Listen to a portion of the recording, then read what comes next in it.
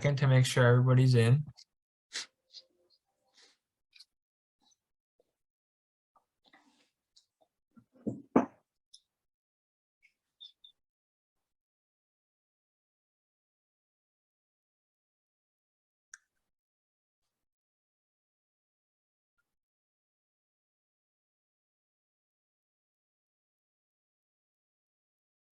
All right, I'm going to go ahead and kick us off underway. Norman Augustine here with us today for our Eagle Scout speaker series needs a little introduction, but I'm going to just do a short blurb and then let him take it away and kind of tell you about himself and about his relationship to scouting. Norman Augustine is a U.S. aerospace businessman who served as the United States Undersecretary of the Army from 1975 to 1977. Augustine also served as the chairman and CEO of the Lockheed Martin Corporation and the chairman of the review of the United States Human Space Flight Plans Committee. In 1983, Norman Augustine was elected as a member to the National Academy of Engineering for imaginative blending of the skills of the engineer, analyst, and manager to accomplish important aerospace engineering projects throughout his career. He's also very involved in scouting still, and we're very happy to have him here to speak again. The last time he spoke was at the NESA 50th event last March, if you were able to make it. And we hope to see some of those repeats here. And I'm just going to go ahead and let Norman take it away now. Go ahead, Mr. Augustine. Okay, Colin, thank you very much. And good morning, everyone.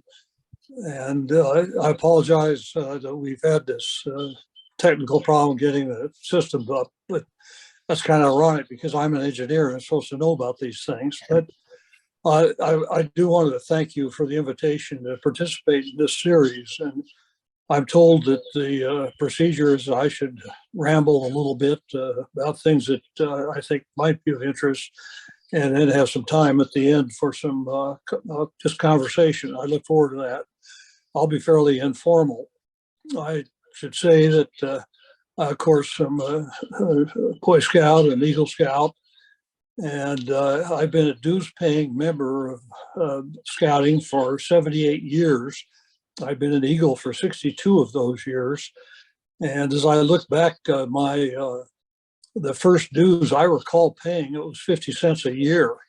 We're now up to $15 a year. I don't know how long I can afford to keep paying this, but it is in my view, one of the life-changing organizations in the world. And I'm proud to say that my son was an Eagle Scout, and both my grandsons are Eagle Scouts, and that tie between us has been marvelous. We have 3 generations of Eagles, all males have been Eagle Scouts. I grew up in Colorado, which is, of course, an ideal place for scouting. We had the Rocky Mountains that we could run around in, and I just couldn't have had a more ideal situation to learn about scouting. What I learned about in scouting very much influenced my relationship with my son, and throughout our lives, his youth, and after, sadly, he's gone on now, but we were able to do a lot of things that we learned in scouting throughout our lives. And we together have rafted the Grand Canyon. We've been to Antarctica together. We've backpacked all over the mountains together. We even took a covered wagon trip partway across the Oregon Trail. And when my grandsons were working on their Eagles, they took me along occasionally on their camping trips. And I must say that one thing that's changed since I remember being a scout is that the rocks under your tent are much harder now than they used to be in the earlier days. I've found in my career, I've run into Eagle Scouts everywhere. I'm an aerospace engineer, and so needless to say, I've worked a lot with the astronauts, most of whom I think are Eagle Scouts. When I worked in the Department of Defense, most of the top generals and top civilians were Eagle Scouts. And even when I've been abroad, I think of a meeting I was in India at the U.S. Embassy. It was a meeting that was very formal and kind of difficult to get things done. And during one of the breaks, there were like 6 of us in the meeting, and during one of the breaks, we got visiting turned out that 4 of us were Eagle Scouts, and the whole tone of the meeting changed to one of trust rather than one of suspicion. And I found that on occasions over in Japan and a few other places where I keep running in Eagle Scouts. Much of the credit for I give to my enjoyment of Eagle Scouts, of course, would go to the leaders I met along the way. Mrs. Espenson, who was our Cub Scout then mother, as it was called in those days. I think we drove the poor woman to the edge of craziness with our stunts. I remember one of our favorite tricks was when she was in another room, we'd put a Cub Scout uniform on their Dalmatian and let it run around the house. And my Boy Scout Scoutmaster was Major Jennings, a World War II general, a Major, World War II Major, who ran a tight ship. And it was just a great experience to be around somebody like that.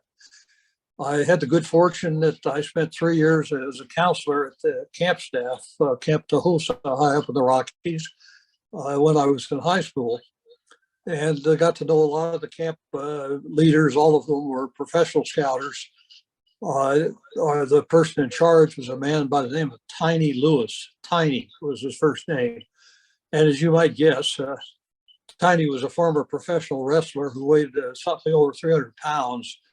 And to the staff, he was referred to simply as the man. And if something had to be done, the priority you would give it would be the man says, and that meant you go get it done.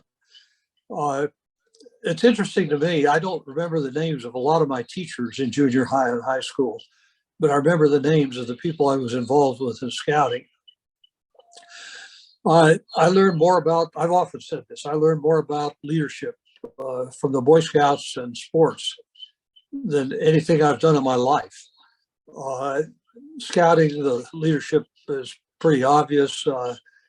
Sports, you learn to win and to lose and follow the rules and so on.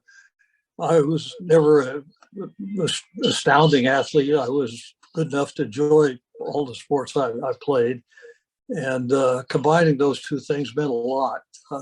In those days, the Cub Scouts had a softball league, and I was the pitcher for our pack. And we went all the way to the city championship, and then I got knocked out of the box. I still remember that quite clearly. I've been very interested in the subject of leadership and people I've been around and what you can learn from them. And thought I might share a little bit of that. As I say, scouting was such an important factor in leadership, whatever I learned. And the best definition I've seen of leadership is, ironically, it's on the tombstone in the British officers' graveyard of Normandy above the cliffs at Pont de Hoc. And it says that on the inscription on the tombstone says, leadership is wisdom, courage, and carelessness of self. I would make one change if that wouldn't be too inappropriate. I would make it read, wisdom is character, leadership is character, wisdom, courage, and carelessness of self. And on the carelessness of self, the leaders I've known, it appears that they don't give much thought to the impact of what they're doing on themselves. They look at the impact on the mission they've been given and on the people who are helping them carry out that mission. In other words, they tend to be very, very selfless. And I've even thought, if you were ever placed in a predicament where you had to put something really important, for example, your life, in the hands of a stranger, selected out of a group of strangers, you only had time to ask them one question. What question would you ask them? I think a very good question would be to say, who among you is an Eagle Scout? Because chances are they follow the Scout law.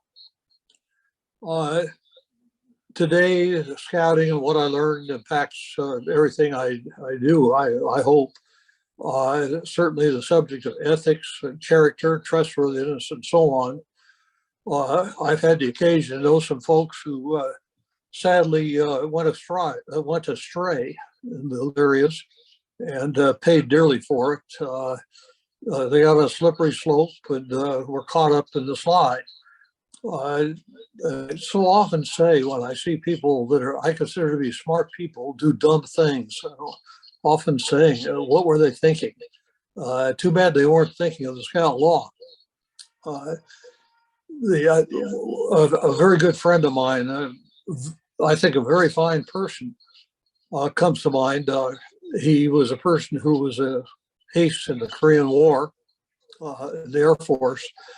He was a CEO of a Fortune 25 company. He was a Deputy Secretary of Defense. And he made two errors that wrecked his reputation, career, life. The first error was he was a married man and he had a girlfriend on the side. Second error, he told the girlfriend in a conversation that his company was going to be buying such and such another company at the end of this week. Well, the girlfriend, it turned out, had another boyfriend. And the boyfriend said, and the boyfriend took that information. He borrowed every nickel he could lay his hands on, bought stock in the company that was to be bought. And when the announcement was made Friday night, on Monday morning, the stock, of course, shot up. And on Monday morning, he sold the stock. My friend went to prison for a year for this. And just if people could stop before they make a big decision and recite the Scout Law, I think they'd be way ahead. When I speak in business schools, I'm often asked to speak on the subject of ethics. And I know that when the students come into the classroom, they think, holy cow, we're going to get another lecture on do-gooding, and that this is going to be really boring. Well, I found a way to get their attention. I'll share it with you in case you have the occasion to give a talk on that. I began by saying that I'm going to ask you a question, and I'll give you some numbers. And the question is going to be, what are those numbers? What's the meaning of them? And so I give them some information. I say the following. Quote names of businesses and the number. I go as follows: Rite Aid 8, Dynergy 24, Tyco 25, Waste Management 31, Enron 165, and so on. And then I say to them, what are those numbers? And they'll think for a while. Somebody will say, well, it's a % increase in their stock last year or whatever. And they keep coming up with answers, and finally they give up. And I tell them that those are the number of years the CEOs of those companies were sentenced to prison. And they tend to pay attention to whatever else I have to say after that. It has an amazing effect. And once again, if more people had learned the Scout Law, how much better this world would be. And aside from that more abstract things that I think I learned from scouting, one was a lot of practical skills. And it turned out one of them had quite an impact on my life just a few years ago. And I'll briefly tell you that story. I was with my wife and a small group of tourists, about 8 of us, I would say, and we were in Papua New Guinea up in the highlands. And previously, in a few days, we'd been visiting various tribes up in the highlands of New Guinea, most of whom had been cannibals 25, 30 years ago. And they all assured us that they were vegetarians today, which we hoped was true. Anyway, one day we were taking a hike through the jungle up there. We had, as I recall, there were 3 guides and about 8 of us. And needless to say, as it does in jungles, it was raining like crazy. And we came to a place you had to cross a fairly deep ravine with a river at the bottom on a bridge that had been made out of vines. And looking at each of us, the guides decided that I would have the honor of going last for good reasons. And my wife, being very loyal, said she would go right before me. And so we crossed the bridge. It took quite a bit of time to get one person across at a time. And my wife and I got the other side of the bridge, and there was nobody there. Somehow they got mixed up on how many were on the trip. Inexcusable. Anyway, I got thinking right away of Boy Scouts. I thought I'll find some footprints. Well, it was raining so hard there were no footprints. I remember the scouting. You should always, if you get lost, walk downriver, not upriver. And the problem was downriver, there was a cliff there that I couldn't go down. We couldn't go down. So I said, well, we'll walk upriver because the trail went both ways. And we walked for a couple of hours and finally came to a blind canyon. We tried to, there was a huge waterfall, beautiful waterfall from the river that we were walking along. And we tried to climb up the slope beside the fall. We couldn't get up, it was too wet and slippery. And so in good scouting fashion, I said, well, let's sit down and figure out what we're going to do here. And we decided we could afford to wait until maybe an hour before nightfall, at which time we'd start building a lean-to if we were going to be spending the night there. And it didn't seem that there was any danger. I mean, it was warm out. You didn't need any coats or anything. There was lots of water on the big leaves, fresh water, and so on. And the only problem was that inexcusably the guides had took off. We didn't have a compass. We didn't have a map. We didn't have a first aid kit. We didn't have a match. Totally beyond prepared, as the scouts wouldn't say. And to make a long story short, we came back from the waterfall, back on the trail. As we walked back toward the beginning, we saw there has been a cutback in the trail that we had missed when we were walking in the other direction. And we took the cutback, and a little bit before dark, we found ourselves back at the camp.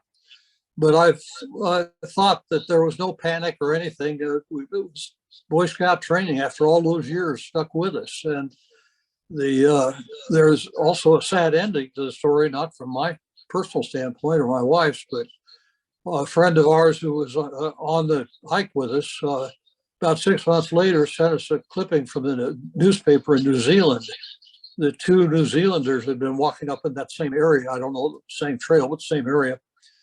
And that the local natives had put 3 arrows through the guy and molested the woman.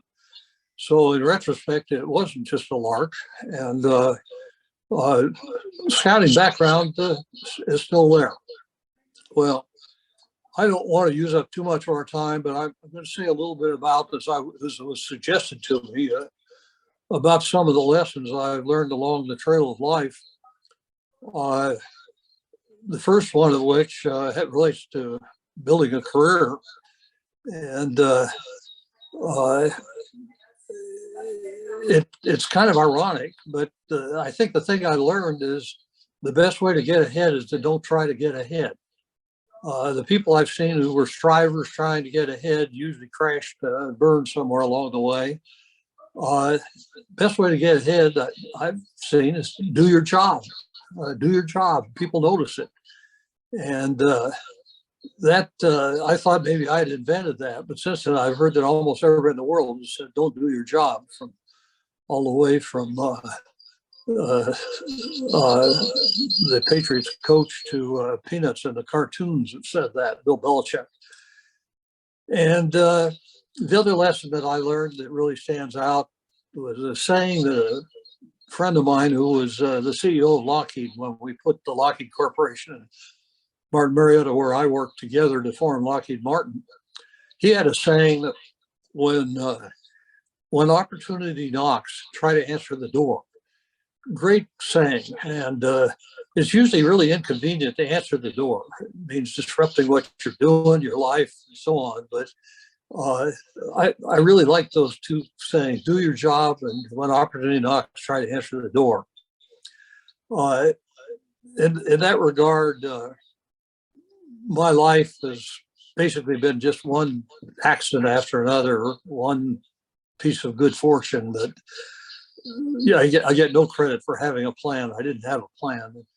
Just because there's some lessons in here. I'll quickly go through a few aspects of that career or life. I was in high school, in East Denver High School in Colorado, And the beginning of my senior year, one of the teachers, I'd never had him as a teacher, but he called me, sent a note saying he wanted me to go in his office. He was a well-known teacher in the high school, kind of considered to be a tough guy. Anyway, I went into his office and he sat me down and he said, well, what are you going to do when you get out of here? And so I said, well, I think I'd like to be a forest ranger. And he looked at me and said, that's not what you're going to do. No. And so I was kind of surprised. I think to myself, well, what am I going to do? And so he hands me 2 envelopes. And he says, these are applications to Williams College, to Princeton, and you're going to fill them out. That's what you're going to do. And I remember saying to him that even if I could get into places like that, we couldn't afford it. He said, at those places, if you get in, they'll pay your way through. So I filled out the forms. And I was being interviewed at people at Princeton. And somebody asked me what I wanted to study at Princeton if I got in. And I said forestry, which they thought was the funniest thing they had ever heard. They don't teach forestry at Princeton. They teach physics, chemistry, psychology, sociology, political science, and history, and so on. And anyway, I think I shocked them so much they let me in as an experiment.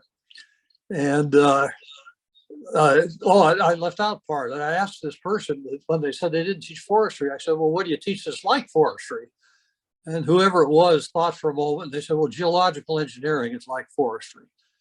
Well, I'd been good at math. And so I said, okay, I'll study geological engineering, which I did for a year.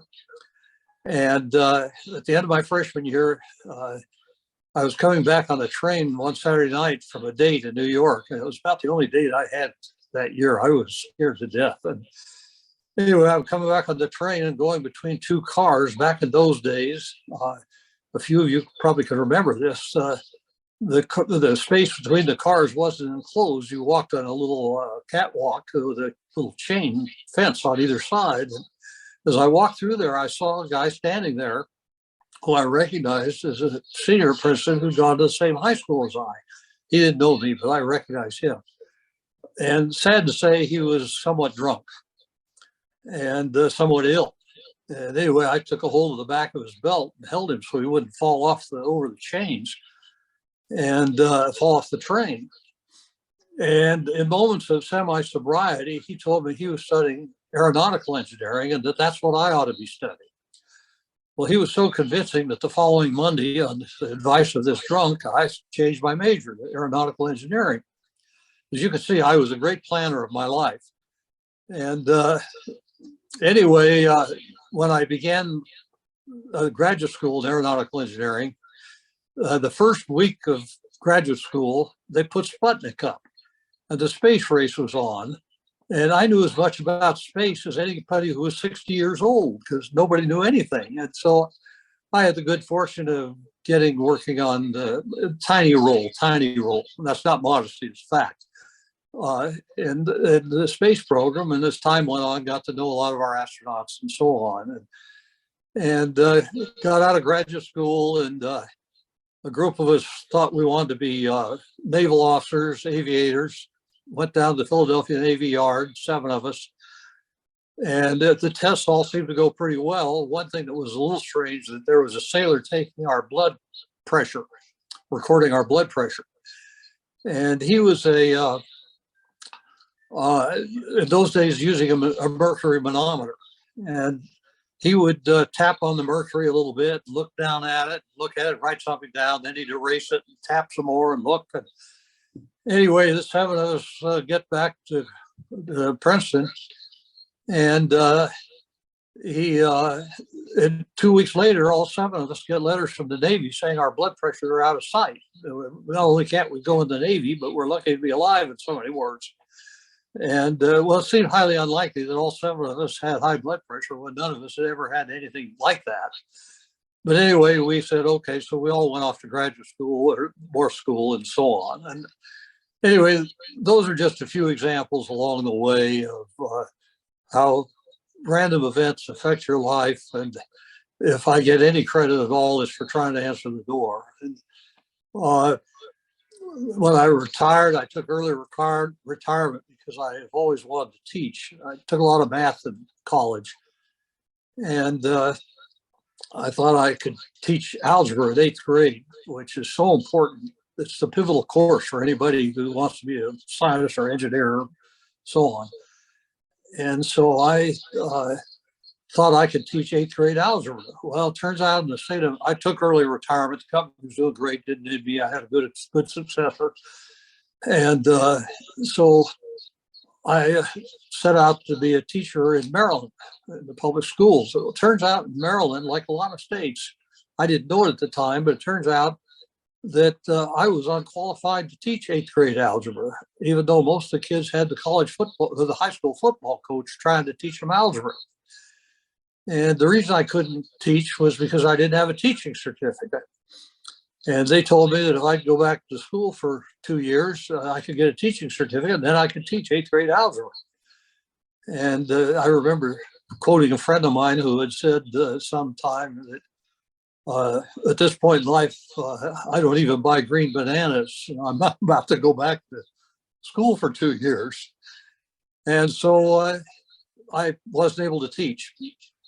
About a month later, I get a call from the Dean of Engineering at Princeton and said, hey, Norm, I hear you want to teach. And I said, yeah, I really do, but I'm not qualified. And he said, well, would you consider teaching in the engineering school here at Princeton? And I said, well, I'd love to. And so I did. And so I can't teach 8th grade algebra in Maryland, but I taught engineering to graduate school students and undergraduate students at Princeton. I loved it. Well, anyway, that brings me up to retirement. Since I retired, I hadn't had a plan then either, but people started asking me to chair commissions to do investigations where something had gone wrong. And it's been a fascinating ride. I've chaired 42 such investigations over the last 26 years. And I've learned so much. I've worked with some remarkable people, and I've learned a lot about how to stay out of trouble. And the investigations have included everything from a 82-year-old nun who broke into one of our country's nuclear storage sites in the middle of the night. You say that's impossible, but she did. And to our nation's electric energy grid, to problems in the space program, to some problems in the medical professions, and a lot on America's competitiveness, particularly with China. And so it's been a great ride. I've got a wonderful family. I've traveled to 130 countries. I've stood on the North Pole, the South Pole. Been married to a wonderful woman for 60 years. And one time a reporter asked me on TV, what's your definition of success? And I blurted out a definition. And usually when I do that about midnight that night, I think of a really good answer. But in this case, what I said, blurted out, I think I'll stick with it. I said, I think it's to be happy and to leave the world a little bit better than you left it. And so anyway, with that is a lot of philosophy. Scouting has meant a lot to me in my life, as I know it does to all of you. And I thank you so much for what you all have done for Scouting and what you're doing, and appreciate this opportunity to visit with you. I'll be quiet and love to hear your conversation or try to answer questions or whatever's on your mind that doesn't have to relate to what I've been talking about. I'll do my best. Yeah, thank you so much, Norm. And as always, if you guys could throw questions in the chat and I'll read them out to Norm as they come in to make sure everybody gets a shot. We can do this for about 15 minutes here until I give some closing announcements and wrap up. So thanks so much, Norm. Incredible presentation. I know we got some questions in here. Don't be afraid to put them in the chat. Not every day we get to have a conversation like this. Dr. Andrew Malinchak has asked, what are the top 3 characteristics of the astronauts that you've had the chance to meet?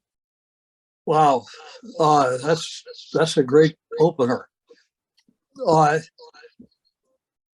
One was that, I want to word this carefully. One was that they were judicious risk takers. The word judicious is important. They didn't do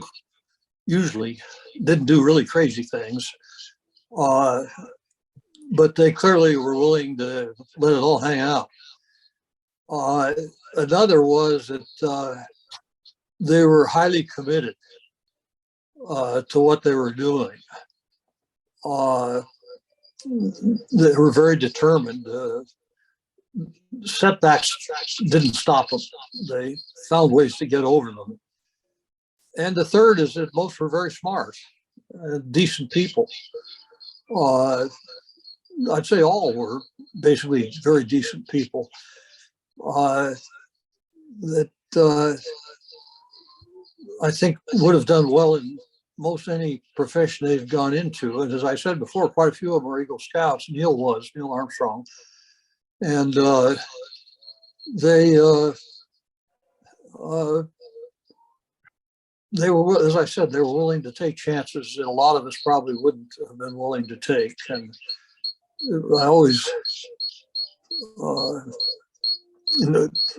thinking of quotes from one of the quotes from astronauts that I've always particularly liked was that there's no situation so bad that you can't make it worse. And that's true in a lot of cases. Great, great answers. All right, we got a couple more that came in. I'll just keep reading them off. What do you think is the largest challenge facing the DoD going forward? Boy, that's a tough question too. And my answer is probably not going to be what you would expect. I think the most prominent answer to that would be China. And somehow China and ourselves have got to learn to get along together, or it's going to be worse for both of us. And my first trip to China was in 1978. And when I see the progress China's made since 1978, it's unparalleled by anything I think in history. And China is on the verge of just remarkable accomplishments, as is America. And if we can learn to work together, it's going to be good for everybody. And if we don't, it's going to be bad for everybody. But that's not my answer, believe it or not. That's probably the canonical answer. The answer I'm going to give is the biggest challenge to the U.S. Defense Department is going to be the pressures that are going to take place in the U.S. Federal budget in the next decade. And some years ago, Lamar Alexander, a senator from Tennessee, gave me a chart that's had quite an impact on me, and I've seen updates to it every year. And it's a chart that plotted on the vertical axis dollars and on the horizontal axis time. And or the abscissa plotted time. And it had two curves. One curve was the United States revenues, the government's revenues, income, versus time under current law. Don't have to pass any new laws. And the other curve was a plot of what we had just called a country referred to as non-discretionary funding, and that includes such things as Medicare, Social Security, Medicaid, you go down the list.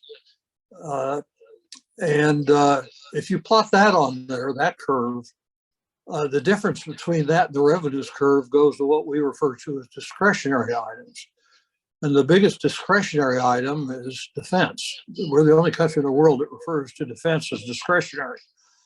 Also in that is infrastructure, and that is education, the federal part of education. And the important thing is that those two curves cross. They cross in about 2035. And they progressively are getting closer to when they cross, which says that sometime in the next decade or so, we will have no money, zero, for defense, education, infrastructure, you go down the list. And the only way we can get that money is, oh, I left one thing out. There's another fixed cost goes, and that's interest on the debt, which of course is growing rapidly too. And so the question is, where are you going to get money from for defense and so on? The only choice is to borrow more money, which is means more debt, more interest. And the other is to cut costs and the so-called fixed costs. And cutting Social Security is something we've not ever shown much prowess at doing. And so that's I'm describing as a situation with no money for defense, like zero. And so I think our biggest challenge is going to be, where is the money going to come from to fund national security in a decade from now? And it's going to be a tough one. I wish I had the answer. Great, thank you, Norman. We got 3 more, and then we should be able to be right at about wrap up time. So who is the most difficult person that you've encountered in your career? Oh, boy, you ask good questions. It's Ted Ferran, sorry, and the last one was John Dixon. I should probably say the person who asked that question. Yeah, right. No, gosh, the most, well, I think I can have a case, and ironically, it was a person who worked for me, and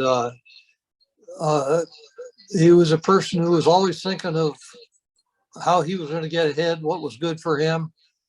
And he worked for me when I was at the Pentagon at a fairly senior level. And he was a political appointee, as was I. And his characteristics were to disrespect other people and look out for himself. And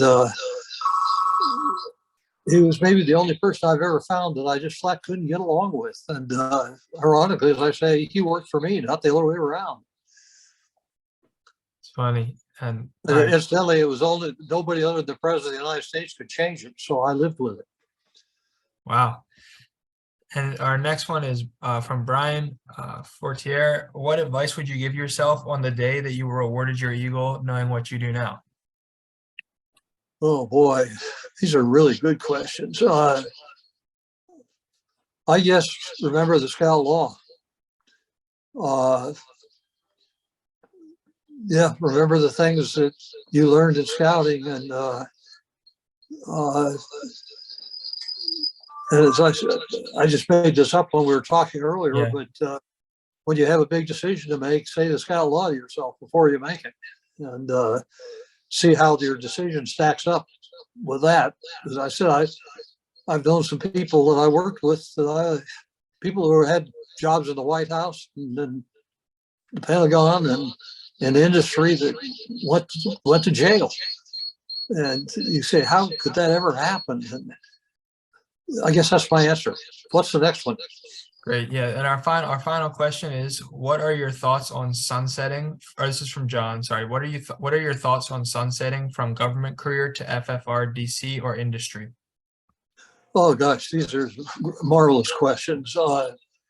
I've thought a lot about, particularly, and also the military, retiring and going into other jobs. And some of the most talented people I dealt with, and this was some years ago, were people I dealt with in the Pentagon, particularly those in uniform, but many of the civilians. And if we're going to get good people into government, I think you need, in the Pentagon, for example, 3 kinds of people in leadership. One of the military, people in uniform, one of the civilians that provides civilian direction to the military. It's in our Constitution. And you need people who come to our government for a short time, 45 years, and bring the lessons of the outside world to the government, because the government gets awfully isolated if it has only career people. And how are you going to attract to serve 4 or 5 years in the government if you can't have a job when you leave? And so what the government has tried to do, without total success, is have restrictions placed on you when you leave the government. my case, it was I couldn't work. I couldn't have any contact with the government on any project I'd ever worked on while I was with the government for lifetime. I couldn't work with any company on which I'd had a major decision-making role for at least 3 years. But I could work for other companies that I hadn't had a major impact on. And in my case, and the ones I saw, they worked very well. And I just worry if we keep people out of government who've had backgrounds in other areas in academia and in business, our government has a lot to learn from business and vice versa. Great, and that will be all for our questions. We had great questions and also great answers, and a great talk today here. I thank Norm again for joining and everybody else for a great turnout. I'm going to have just a quick council announcements as always. I am the development director, so I'm going to talk about this month is our giving month. Let me remove Norm.